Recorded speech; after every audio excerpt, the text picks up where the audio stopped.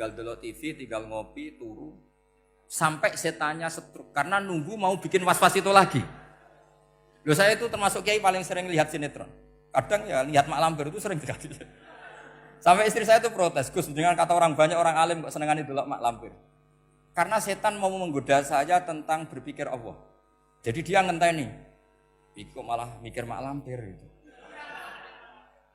Setelah lihat Mak Lampir biasanya saya itu lapar, terus makan. Habis makan tidur. Setannya masih nunggu mau was-was. Ternyata saya habis bangun ngopi lagi. Kadang lihat berita orang ditangkap KPK, macam-macam. Ini penting saya utarakan supaya setan itu tidak menang. Jadi ciri utama setan itu kata Rasulullah SAW, setan ini goda umatku, hadhil jibal khalaqaha Allah, hadhil ardo khalaqaha Allah, hadhil bihar khalaqaha Allah, faman khalaqaha Allah. Itu makanya banyak orang jurusan filsafat keblinger karena tanya Allah itu siapa. Kata Rasulullah, jika sampai ini maka kamu harus berhenti. Loh, berhenti tanpa dialihkan ke yang lain kan susah. Tinggal aja lihat dulu sinetron. Ya paling gampang ya Mak Lampir, kan ada takut-takutnya sedikit. Karena kalau lihat sinetron anak-anak milenial itu kalau ada artis cantik sampai nangis. Karena istri kamu tidak seperti itu. Jadi cobalah Quran itu dibaca secara fasih. Kalau ingin baca fasih caranya gimana? Kamu harus belajar balaghah, belajar lisanul Arab, belajar mantek, belajar logika. Nah, kalau logika itu tidak sampai, cari muhalnya. Ini fatwanya Said Robdon Al-Buti, juga fatwanya semua ulama usul fikih. Saya ulang lagi ya, kalau logika kamu nggak paham, cari sisi muhalnya. Saya ulang lagi, cari sisi muhalnya. Misalnya kamu angan-angan tentang Allah nggak dok. Sedurungnya Allah itu sopo. Misalnya kamu angan-angan gitu.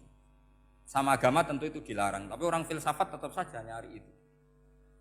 Lalu hentikan pencarian itu, yaitu tadi katakan saja hadhil maujudat yastakhilu ayyakhluqahal adam. Sesuatu yang maujud tentu enggak mungkin disebabkan oleh sesuatu yang tidak ada. Fa innal adama la yu'athiru aslan wala yakhluqu aslan.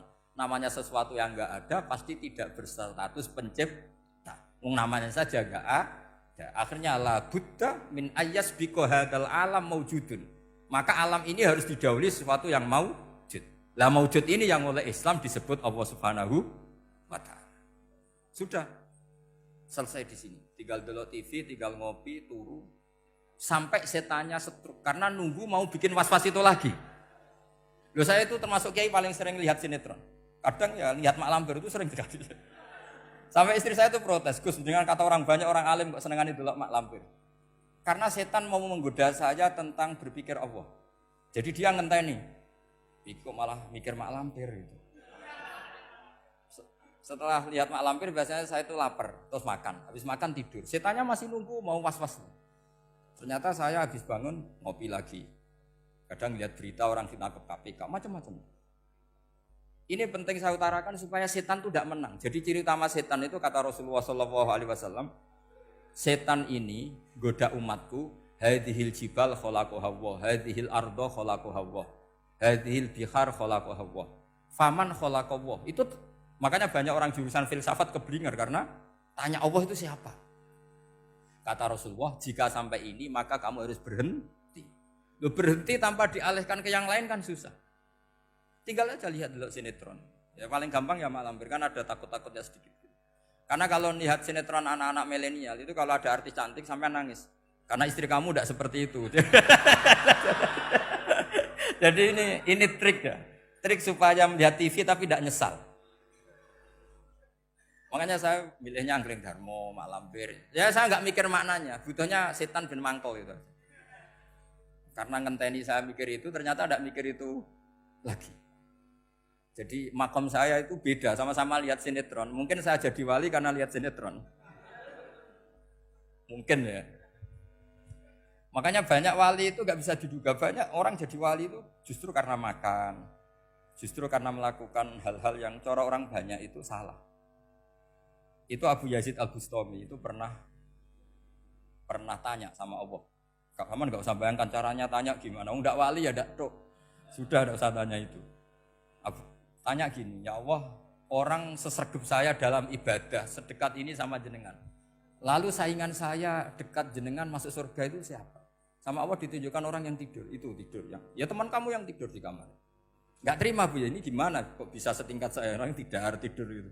Yang saya ibadah terus istighfar terus. Tapi jawabannya Allah nih. Kowe ibadah terus itu mergo wedi aku. Jadi kan nganggep aku iku rodok-rodok jahat gitu. Iki tuh ratu mergo yakin aku apian, mengane ditinggal turu. Jadi sampean jangan tiru makom saya ketika tidur. Itu punya kelas khusus. Tapi jangan tiru, ini cerita saja, sampean tidak harus niru. Karena sampean kalau niru, itu harus ada Abu Yazidnya. Abu Yazid sudah enggak ada. Tapi itu ilmu. Ilmu yang cocok tidak cocok harus kita kaji. Saya tadi jagungan sama beliau, sama Profesor Said Akil Al-Munawar. Beliau cerita, sebetulnya sekolahan saya itu tentang usul fikih, tapi terkenal saya Profesor Tafsir. Tapi saya suka ilmu usul fikih, meskipun korbannya ya banyak. Biasanya orang jadi liberal gara-gara ya usul fikih. Sebenarnya nggak perlu dipikir lah itu macam-macam. Begini, dalam usul fikih yang mainstream itu kan ada hukum wajib, haram, ya makruh, terus macam-macam lah. Termasuk ada mubah. Mubah itu boleh dilakukan, boleh ditinggalkan. Dalam ilmu usul fikih sebetulnya definisi mubah boleh dilakukan, boleh ditinggalkan itu salah. Karena begini, setiap Anda melakukan sesuatu yang mubah, pasti di saat itu meninggalkan sesuatu yang haram. Saya ulang lagi ya. Itsma min mubahin illa wa yatahaqqaqu bihi tarku haramimma. Semua teks di Lubul Usul seperti itu. Memang saya hafalkan karena ini cara saya jadi wali yang mudah murah. Itsma min mubahin illa wa yatahaqqaqu bihi tarku haramimma. Fayatahaqqaqu bisukun tarkul qatli wa bisukut tarkul qadzaf. Terus beliau membuat sekian contoh. Hukum mubah itu kata ulama yang lain kan boleh dilakukan, boleh ditinggal. Itu tidak benar. Mubah itu ya wajib. Karena setiap kita melakukan mubah, maka saat itu berarti kita meninggalkan barang haram. Coba orang tidur itu artinya apa? Tidak zina, tidak maling, tidak selingkuh, tidak mabuk. Sampean di pondok nikmati jagungan, rokokan, ngopi. Artinya nikmati rokok, nikmati kopi. Tidak menikmati tontonan di bar. Makanya kita berharap malaikat itu belajar usul fikih sehingga ketika kita rokok di pondok dilihat hada taroka melihat bar, wahada taroka melihat dangdutan, wahada. Jangan sampai malaikat bilang gini, dasar kere rakra delok. Itu repot kalau sampai begitu. Nah, kalau mubah itu artinya tarkul haram. Tarkul haram itu wajib apa sunat? Wajib kan? Berarti setiap orang melakukan mubah, hakikatnya melakukan wajib. Dan itu artinya dapat pahala. Salah sampean ngajine ra khatam, dadi nglakoni mubah ku mengira tetap mubah. Maka berbahagialah orang yang ngajinya khatam. Makanya setahu saya kiai-kiai Mbah Mun ya sering guyon. Setahu saya Mbah Mun kalau ketemu Mbah Mun ya guyon terus. Guyonnya ini adalah waminal qutbi kata Imam Ghazali. Qutbu hadzal al-istilzat bil mubahat. Poros agama ini pada akhirnya adalah nikmati sesuatu yang dibolehkan Allah Subhanahu. Orang itu kalau fasik, mau makan siang aja kalau enggak ditemani perempuan cantik enggak bisa makan. Mau jalan-jalan kalau enggak ditemani perempuan cantik enggak bisa jalan-jalan. Kalau kiai-kiai itu enggak. Gojlok-gojlokan wis seneng ira karuan. Dulu terkenalnya Kiai Bisri, Kiai diundang katanya mau ada menteri. Ternyata menterinya ya beliau tidak masak entok di sini. Karena maknanya menteri itu pembantu presiden. Semua kita adalah bantu presiden terlaksananya kedamaian itu. Loh iya kan? Saya berkali-kali ngomong di mana-mana. Apa artinya menteri pertanian kalau kita tidak nanam padi? Mbok pinternya kayak apa tetap enggak ada ketahanan pangan. Sekarang menjadi ketahanan pangan itu rumusnya menteri apa karena petani mau nanam padi? Itu hakikatnya membantu presiden dalam ketahanan pangan. Cuma petani lebih keren karena tidak butuh digaji. Kalau menteri ya keren tapi kurang keren karena masih dapat apa? Gaji. Akeh tunggalil anak mikir untuk gaji.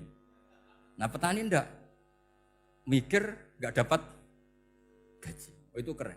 Selalu rakyat lebih keren dibanding pejabatnya. Memang gitu aturannya begitu. Aturannya begitu. Kamu saja yang kurang syukur. Jadi rakyat tuh gremeng. Enak jadi menteri. Ya sudah itu hak kamu, tapi saya tidak berpikir seperti itu. Maka saya ulang lagi, Saya ulang lagi ya. Kenapa saya ngomong seperti ini? Supaya tadi saya sudah bilang, saya sudah enggak menang dalam suara, harus menang dalam logika. Karena ini audisi, ini audisi. Digambar Mbah Mus, nanti yang menang siapa enggak tahu. Tadi Pak Muat, sekarang saya, kemarin Gus Zobur enggak tahu saya, nanti masuk nominasi apa enggak tahu. Begini, kalau artinya fi'lul mubah itu tarkul haram, saya ulang lagi. Kalau fi'lul mubah itu artinya tarkul, maka mubah ini spesial sespesial-spesialnya. Sehingga Allah kadang ngendikan sederhana sekali. Wa min ayatihi manamukum billaili wan nahar. Termasuk ayatnya Allah adalah kamu ditakdir tidur malam hari maupun siang hari. Kalau kamu enggak malam hari, subuh hari, pagi hari, siang hari. Kenapa dihitung wa min ayatihi? Sekarang kalau ada pakar medis, pakar kesehatan bilang, ini kalau kurang istirahat mati, kalau kurang istirahat jantungan. Berarti tidur adalah menghilangkan penyakit jantung. Obat paling mandi dengan orang rutin tidurnya, itu masih mandi orang rutin tidur. Kamu beli obat harganya 1 miliar, tapi gak pernah tidur 3 hari, tetap taqabbalallahu minna minkum taqabbal ya karim. Maka yang penting itu obatnya apa tidurnya? Tidurnya yang dibantu obat.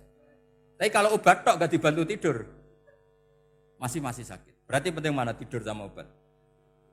Karena penting tidur wa min ayatihi. Orang kayak sampean sering delok YouTube, delok gambar macam-macam. Barokah mana dengan tidur? Wong nak melek mripate delok macam-macam. Barokah tidur. Jadi tidur adalah perlawanan terhadap keinginan melakukan haraman. Ya, saya ulang lagi, tidur itu adalah perlawanan terhadap keinginan melakukan keharaman. Jadi kalau mau tidur nyati gini, ya Allah, siap tidak berangan-angan tentang maksiat terus tidur. Itu wa min ayatihi.